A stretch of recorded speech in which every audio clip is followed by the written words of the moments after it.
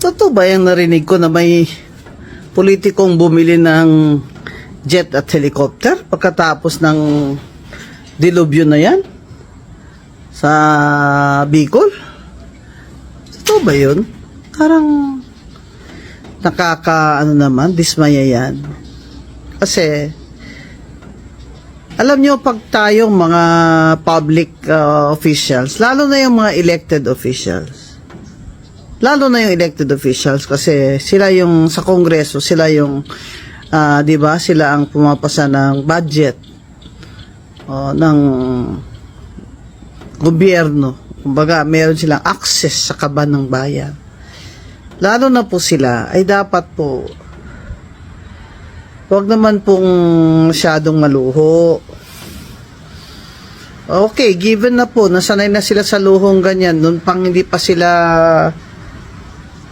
mga elected officials, dahil mayaman naman talaga sila, bakit naman po kayo nag-public elected office kung walang parang tawag doon, ostentatious display of wealth. Yan po ang objectionable dyan. Kasi sa panahon na mga tao ay walang-wala. Yung mga bahay ay sirang-sira. Hindi na nga makamasahe yung mga bulag. Makapaghanap buhay dahil ang kanilang clinic ay nasira din dyan sa Naga. Sa panahon po ng mga may hirap at lalo pong naghihirap dahil sa kalamidad, ay mag-ingat-ingat naman po tayo sa ating display of wealth and luxury. Kaya, kung ayaw nyo naman po masita kayo, di wag po kayong mag-run for office. Wag po kayong mag-elective office. Kasi ayaw nyo sisita kayo.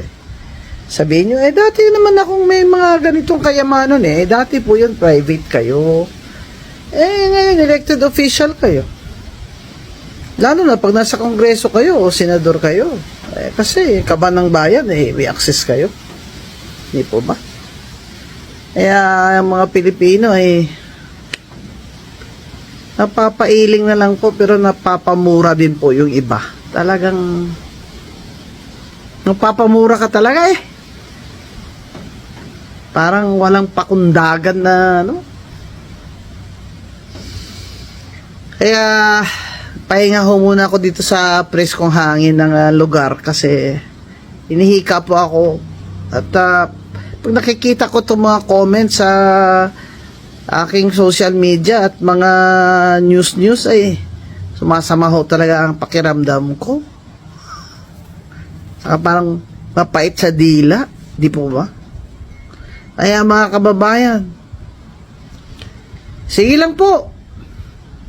Kailangan po talaga magsabi tayo, magsalita po kayo. May nakikita po kayong diferensya. Dahil yan lang po ang isa sa mga paraan na mababalanse naman ninyo ang power ng mga politiko. At sana po ang ating media o press ay magiging free na hindi po nasusuhulan. Kaya, mga kababayan, sige lang.